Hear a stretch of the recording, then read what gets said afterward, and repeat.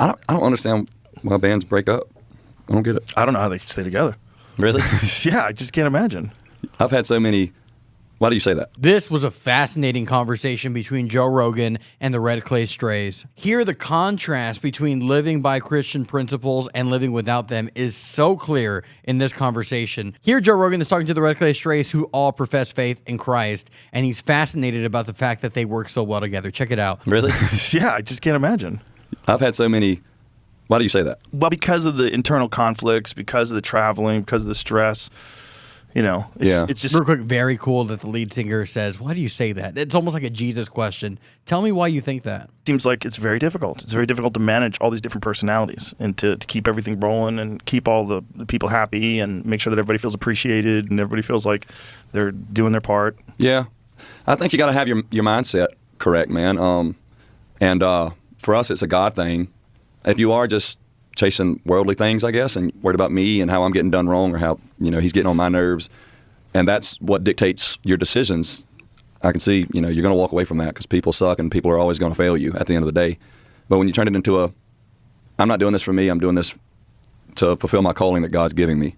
And then it becomes a selfless thing.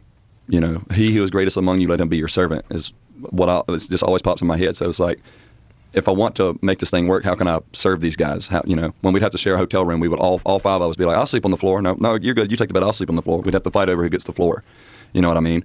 And then once it becomes a selfless thing instead of a selfish thing, you're not, I don't know. And when everybody shares that mindset, we're all worried about one another. I don't really see how you could break up.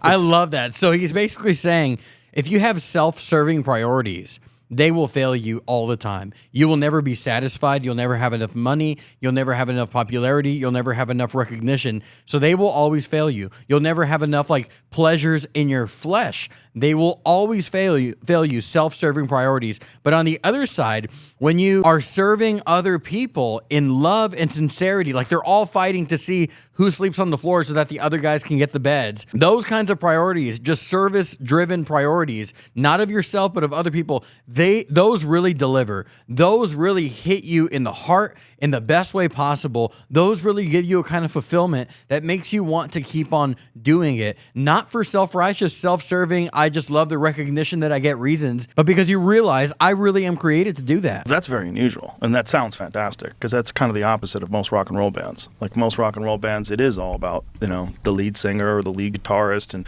who's the most famous, who gets the most chicks, and who gets the most attention. Yeah, we don't care about it. So where did this mindset start with you? See, I love that. We don't care about any of that, he said softly. Who gets the most chicks, the attention, all that. We don't care about any of that. Now, that lead singer is amazing. I'm not really a fan of the Red Clay Strays. I'm just not a big fan of the genre, but he's an incredible talent, and I love that. He says, we don't care about any of that. How did you guys develop this mindset? Is that how you grew up? I grew up that way, yeah. My mother used to read us the Bible as children and stuff, so we always grew up knowing about Jesus and everything.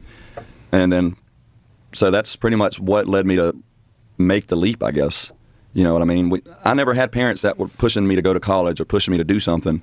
They were just like, have a relationship with God. That's really the only thing that I got pushed by my parents. And so I've always been blessed or cursed with kind of looking at all this as temporary, what's the point in it kind of thing. You can't take any of it with you, and there's nothing new under the sun. It's all chasing wind. What's the point in all this? And so that really getting into, well, a creator created you. He created all of this, and he put you here for a reason. Well, if that's the case, what's the reason?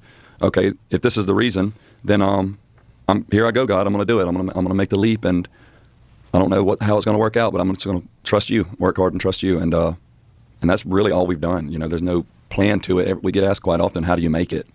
And I just work hard and trust God. That's all. That's the only thing that I can ever think to answer with, because... So this is another great principle here about Christianity that he's laying out to Joe Rogan, that when it came to his parents raising him, this is the principle that they used. Spiritual priorities are concrete. We just want you to have a relationship with Jesus. We just want you to have a relationship with God. That is a spiritual priority, and it is unchanging. It is concrete. This needs to happen. Versus on the other side, parents who, if you ask them what needs to happen with your child, they'll say they need to go to college. They need to get a certain kind of a job. They need to make a certain amount of money. They need to get their grades at a certain level, whatever that may be. Those things have to happen, and they won't list a relationship with God at the very top, or they won't, even if they will list it, they won't place it at the very top in terms of what they enforce or inculcate rather into their child. So notice that. Spiritual priorities are concrete, but the physical priorities like college, jobs, how your life is going to turn out on those physical levels,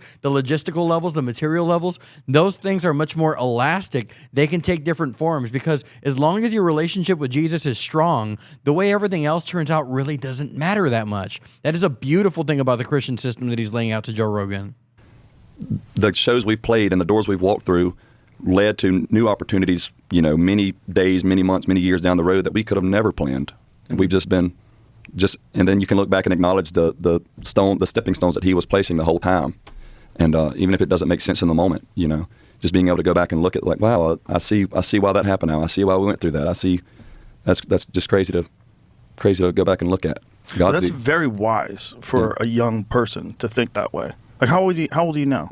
29. Yeah, you're very young. He has the same age as me, and that's another principle that he lays out. This recognition will carry you through life in such a peaceful way. This recognition that you aren't in control and that you are part of a bigger plan, that you're part of a bigger process, and that you will see the signs of that. That'll all make sense to you. You'll be able to see all that clearly, not in the moment, but on the other side of it. That allows you to have the strength, the courage, the boldness to live according to the Christian principles that you're promoting, that you've been taught since you were a child. It's this understanding that I'm not in control and I'm part of a big plan, and I won't be able to see that now, most likely. A lot of the time I'm not, but I will see it on the other side of it. So I'm just going to stay the course and trust, believe with all of my heart that I'm part of this huge plan, and it always works out when you're a Christian.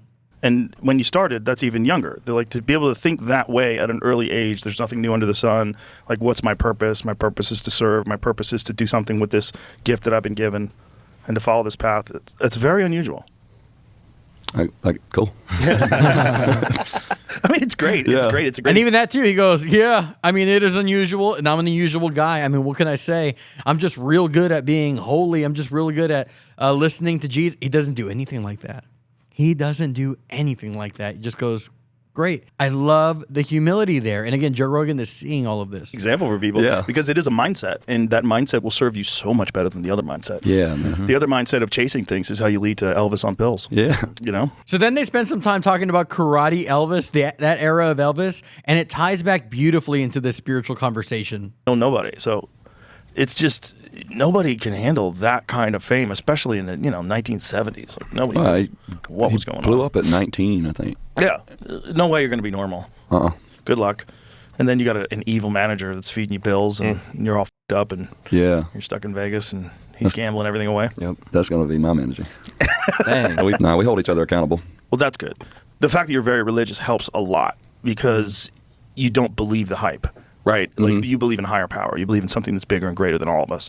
If you believe in that, you will not get caught in this bizarre mindset that befalls many, many stars, where they think they're superior to everyone else because they get treated that way. That's the reinforcement they get.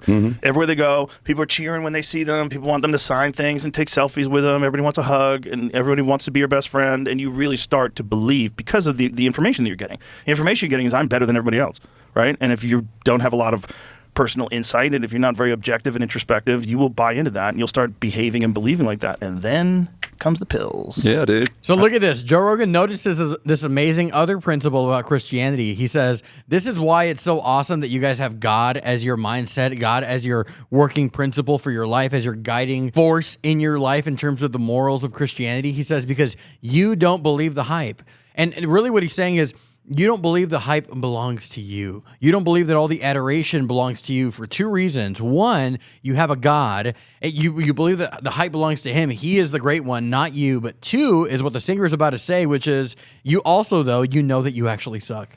I think Pick yourself back up. I think that's where we benefit from like a solo act is that we have five individuals that are going to check each other. We always say the pack will correct. Yes. So if somebody acting out, we might let you go for a couple days, but then you're going to wake up and we have a come to Jesus meeting. Yeah. We've done that. All of us have had that at some point. Look at this. Another great Christian principle about mutual accountability between like-minded people, not people who are not like-minded, unequally yoked, but people holding each other accountable who have the same principles and therefore are going to correctly hold each other accountable.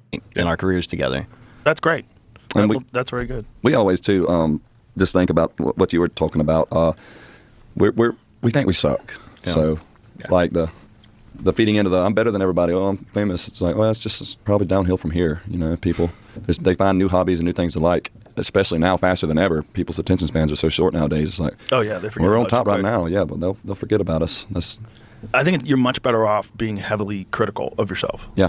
I love this. So there's that last part. Why don't they believe the hype? Because of God, and because they know themselves, they know that God deserves the hype, and two, they actually suck. They know they aren't that special in the material sense. They aren't that special in this physical, superficial sense. They aren't that special. They know who they really are. So Joe Rogan is seeing all of these Christian principles laid out to him, and he's even describing a lot of them. Again, I really would argue that seeing Christianity as the superior moral system is inevitable if you're paying attention in some serious, honest way. You will realize when you look at all the world, all the moral systems, none of them can touch Christianity, not even remotely. Joe Rogan is noticing this, and if he is, so many people in his audience are noticing that as well, and that is so heartening for me. That is so encouraging. But let me know what you think. I'm very curious to hear what you have to say. If you want to see the extended version of this and every video that I do, it is on Patreon for as little as $5 a month. You can support the channel, and that would really go a long way towards helping me out to make more videos and have in-person conversations with people, which I am working towards more and more. I also want to remind you that these videos are on Spotify and iTunes as well, so you can check them out there. All of my videos are blowing up on Spotify and iTunes way more than YouTube, so that's really cool to see. But let me know what you think. I love you very much, and Lord willing, I will talk to you soon. Take care.